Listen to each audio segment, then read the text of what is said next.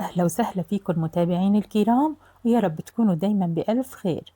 جايبت لكم اليوم وصفة لذيذة وبتشهي: الكفتة بالبطاطا أو كباب البطاطا. وصفة لذيذة ومحبوبة على كل سفرة. رح نعملها اليوم مع بعض خطوة بخطوة وبطريقة كتير سلسة، ورح تطلع النكهة بوعدكن ولا أروع.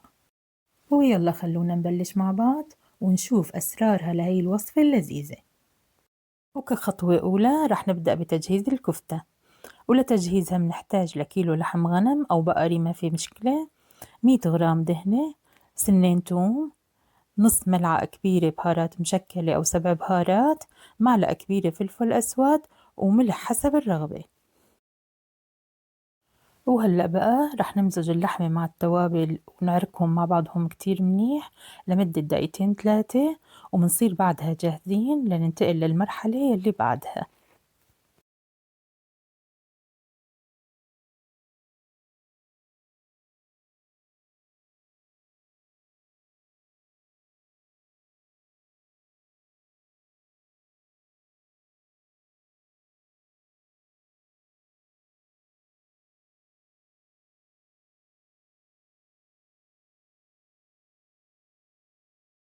وبهي المرحلة يا حبايبي راح جهز اللحمة على هيئة أقراص صغيرة وحجمها متناسب مع حجم قرص البطاطا ومع قرص البندورة كمان.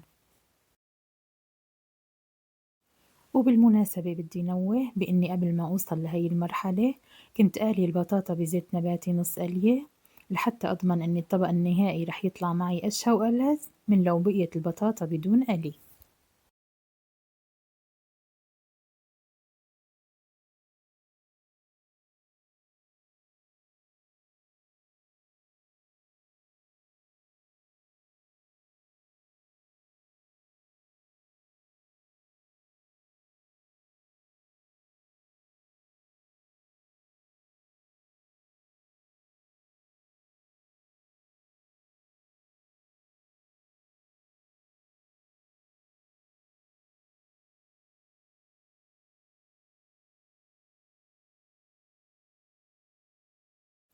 وبعد ما خلصت تقريص كل كمية اللحمة صرت جهز صينية الفرن يلي بدي أشوي فيها الكفتة. دهنت الصينية بسمنة ورشيتها بالفلفل الأسود، وضفت عليها شرائح بصل وشرائح فلفل ملونة.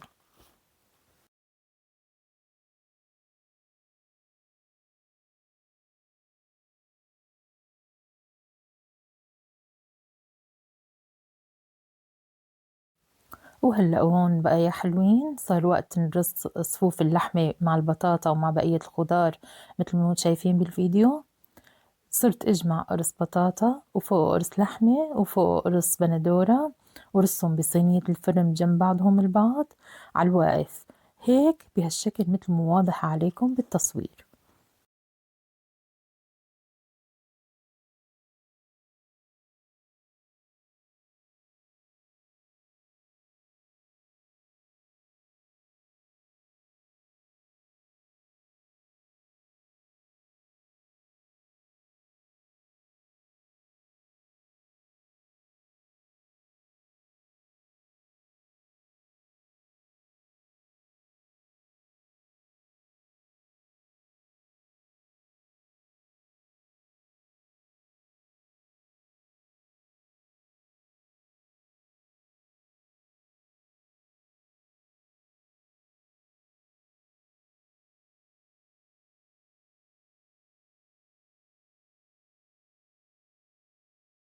وهيك وبهالشكل نهيت رص كل كمية اللحمة والخضار يلي موجودين عندي بالصينية، وصار لازم جهز لهم الصوص يلي رح ضيفه عليهم قبل ما يدخلوا على الفرن.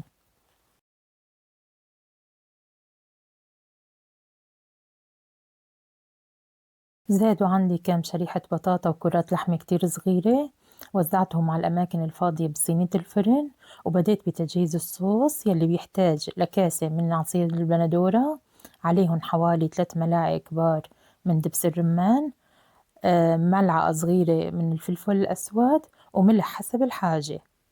بحرك الصوص مع التوابل وبوزعه على المواد الموجودة بصينية الفرن.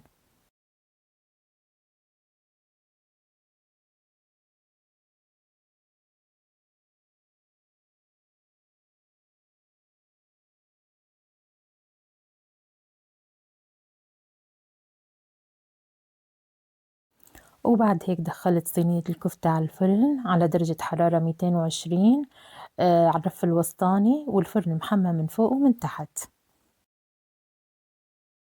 وبهاي اللقطة كنت عم فرجيكم كيف منظر الأكلة وهي عم تنطبخ بالفرن، ويا سلام على سحر وجمال هيك منظر. واستغرقت عملية استواء الوصفة بالفرن حوالي ساعة من الوقت، وبعد هيك نضجت وصارت جاهزة.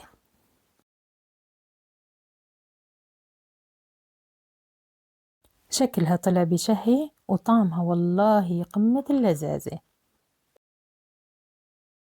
وبتمنى منكم يا حلوين تجربوا وصفتي إذا عجبكم شكلها، وتكتبوا لي رأيكم ونتناقش بالتعليقات. اضغطوا على اللايك واشتركوا بالقناة وفعلوا زر الجرس على الكل ليوصلكم مني دايما كل جديد. وهيك وهلأ يا أعزائي ويا أصدقائي المحترمين، صار وقت إني أودعكم على أمل اللقاء معكم بفيديو جديد وطبق شهي ولذيذ. إلكم مني كل الحب والتقدير، وباي باي.